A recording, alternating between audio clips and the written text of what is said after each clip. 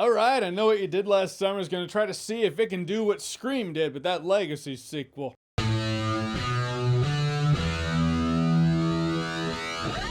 It's so weird to try to explain. I Know What You Did Last Summer is the sequel to I Still Know What You Did Last Summer, which is the sequel to I Know What You Did Last Summer. I guess there wasn't I'll Always Know What You Did Last Summer? I didn't even know about that. Is that legit? This doesn't take that as canon, so I guess it's more like the Halloween Legacy sequels. Anyhow, it stars a bunch of folks I don't recognize, I'm gonna be honest with you. But it's like this. Freddie Prinze Jr.-ish, Ryan Phillippe-ish, Sarah Michelle Gellar-ish, Jennifer Love-ish, and Love Hewitt-ish. An accident was caused in the middle of nowhere because one of them in particular was acting stupid, and they just kind of leave the accident, never to talk about it again. 1 year later, to start getting the note, I know what you did last summer, then the killings start happening. With Freddie Prinze Jr. and Jennifer Love Hewitt returning, got yourself a Legacy sequel, baby. Gonna get to it, not gonna waste too much of your time. How are the kills in this movie? Because that's why we're here. It has a couple fun moments among the slashing and killing, not gonna lie. In fact, it's not really the slashing and killing, it's the stalking element. It's not stuff you haven't seen before. You've seen everything in this movie, the way it's executed, done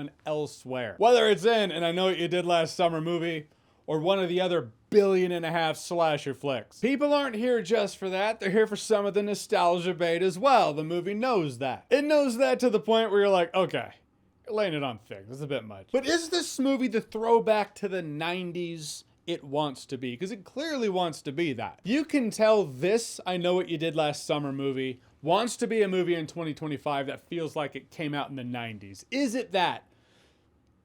Kind of. Throwing back to the 90s slasher subgenre. That's what you want. But it feels off by a couple years. So now you're in the 2000s slasher flick era. The sequels to those classics that, well, started to peter.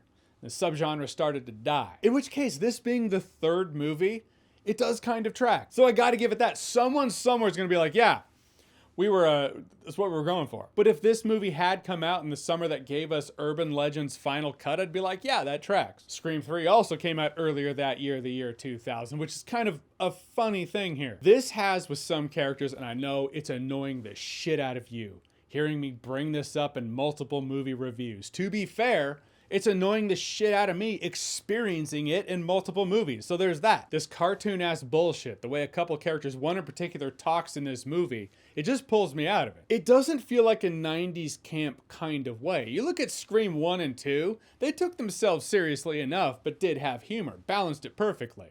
Scream 3 did lean more into humor, but the way a couple of characters talk in this movie does illustrate the difference between a movie from the 90s and a 2025 movie trying to throw back to the 90s. It bothers me, it annoys me, and I get the distinct feeling, no, that's just how people talk today. But I haven't experienced anyone talking like that today. So I feel like I'm living in this weird mental parallel universe. I see a lot of thumbnails for reviews on this movie with a lot of smiles in them, and I get it. I'm the dick. And honestly, this movie's the kind of movie that doesn't really justify its own existence. It gives you a lot of the same you got before with the other I Know What You Did Last Summer movies, first one in particular. That's why I'll give the new Scream movies that. They do have an energy to them. They feel different without Wes Craven, no doubt, but it does feel like it's nodding to the past while bringing Scream into the modern age. But I Know What You Did Last Summer just feels like more of the same. Maybe there's an argument to be made that, yeah, that's what they're going for, but it ends up being to a fault. Because how can I say, yeah, you should pay full ticket price to go see the new movie in theaters when you can just stay at home and watch the original movie for free?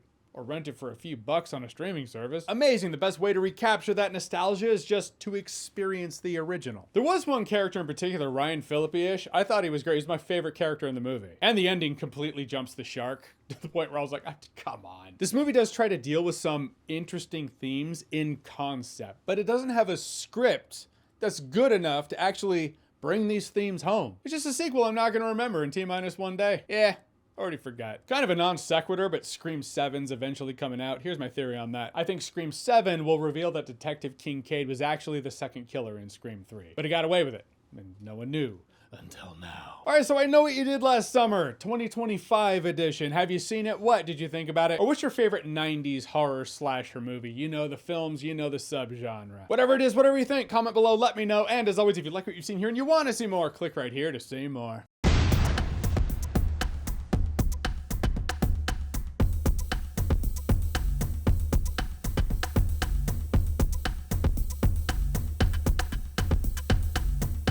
Seriously though, we get that Urban Legends Legacy sequel, we'll have ourselves a complete package here.